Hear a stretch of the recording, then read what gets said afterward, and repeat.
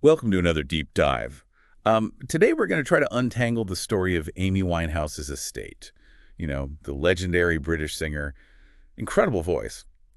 Tragically, she passed away back in 2011, but the story of her estate, still making news. It's fascinating, really. It's Yeah. like a textbook example of what can happen when someone dies without a will, especially someone so high profile. Okay, so no will.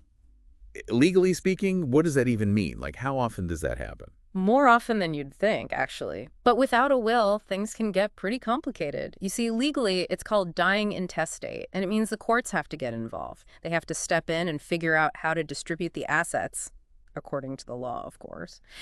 But here's the thing, the law's plan might not have been what Amy would have wanted.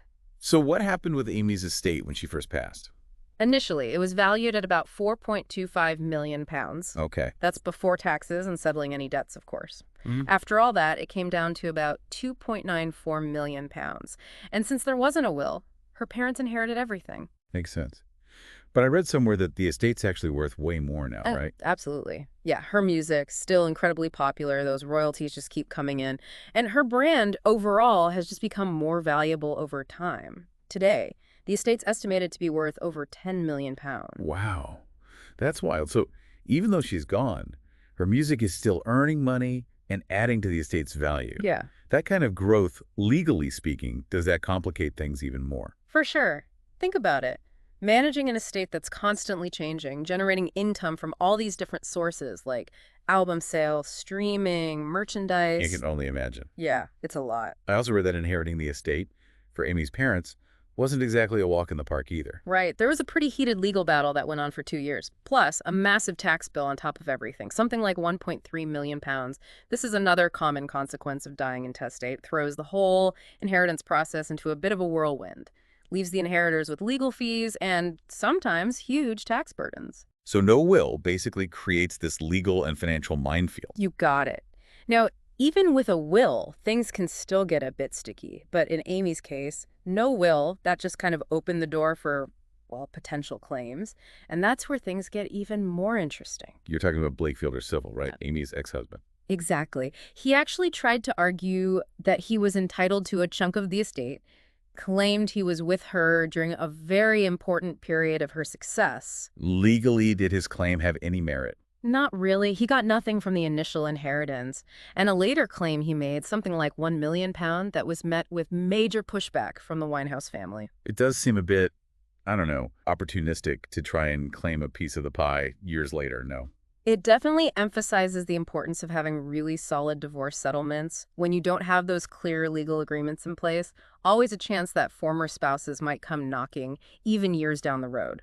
Good reminder for all of us to make sure our affairs are in order, especially when relationships end.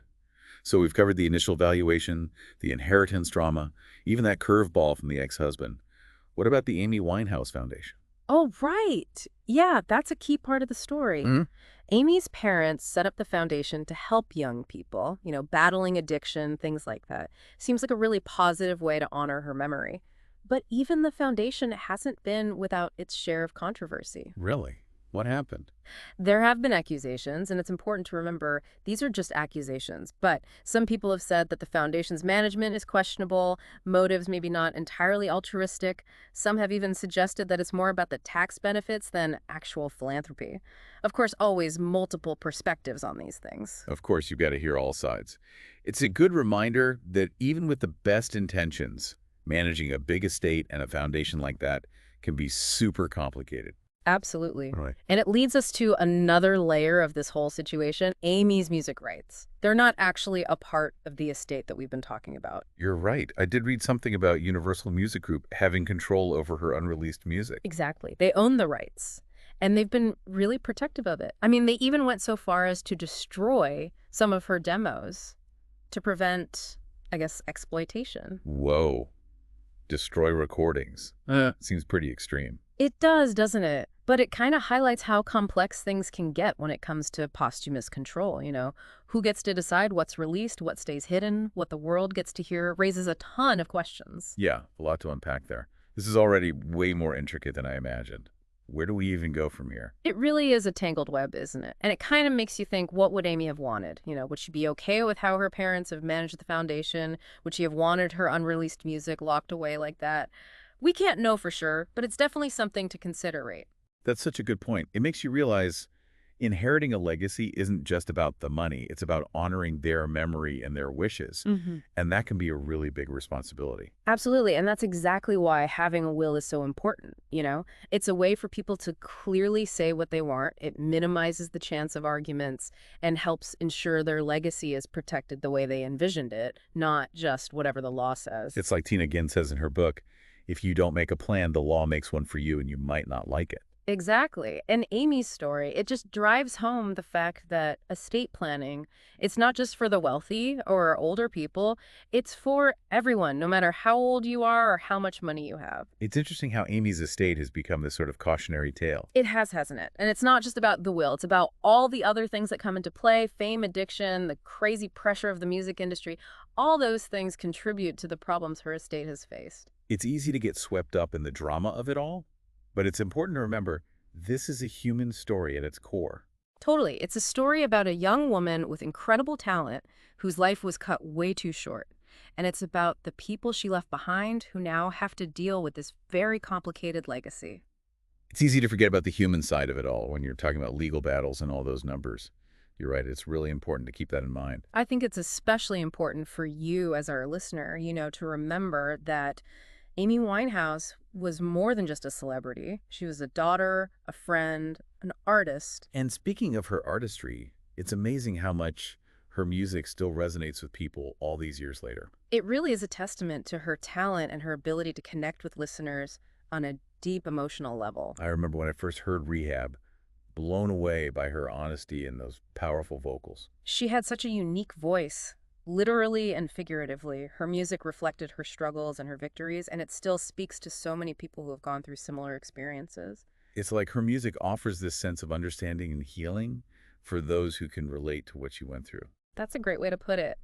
And it's why her legacy is so much bigger than just her estate. It's about the impact her music has had and continues to have on so many lives. And that impact will probably continue for generations to come. I think so.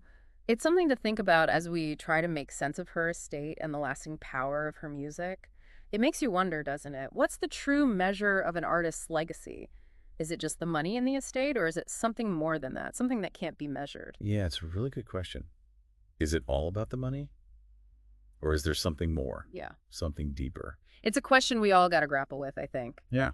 But in Amy's case, I really believe her legacy, it's about so much more. It's her music, of course, but also her struggles, the impact she had on those who loved her and those she inspired. It's a lot of things. It reminds us that legacy is complicated. You don't always have control over how it unfolds. Exactly. It's a conversation we need to keep having. Mm. Not just about Amy Winehouse, but about our own lives, too.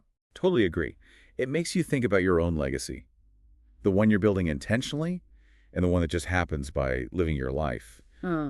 But before we wrap up, I keep thinking about those unreleased demos that Universal destroyed. We've talked about wills, but is there any way for artists to have control over their unreleased work? Like even after they're gone? That is a fantastic point. We're kind of in uncharted territory now, with digital stuff and creative works. They exist forever. The old legal systems, they might not be equipped to handle this new kind of legacy. It's like we need a whole new set of rules for managing our digital afterlife. Exactly. What if artists, in their wills, could say how they want their unreleased work to be handled, whether it's archived, released later, or even destroyed, like in Amy's case? That makes a lot of sense. It would give artists peace of mind knowing that their vision would be respected after they're gone. It could also prevent situations like the one with Amy's demos, where the record label made a decision that some people found controversial, could lead to more transparency and better decisions about managing an artist's legacy in this new digital age. Bringing it back to our listeners, what's the big takeaway here? What can we learn from Amy Winehouse's story? Well, I think there are a couple of things. First, a will is so important. No matter your age or what you own, it can really prevent a lot of pain for your loved ones. It's not just about splitting up your possessions. It's about making sure your wishes are honored, your legacy on your terms. Exactly. Second, it makes us think about legacy in this digital age. How do we want our digital footprint to be managed when we're gone? We should all be thinking about that. And finally, it reminds us that legacy isn't just about money or possessions. It's about our impact on the world and the memories we leave behind. Couldn't have said it better myself. So as you keep listening to Amy's music and reflecting on her life and her legacy, I encourage you to keep thinking about these questions and how they apply to your own life. Great note to end on. Thank you for joining us on this deep dive into the estate of Amy Winehouse. It's been really fascinating, and I think we all learned a lot. Absolutely. Keep the conversations going about wills, about digital legacies, about what kind of impact we want to have on the world. And until next time, keep exploring, keep questioning, and keep diving deep.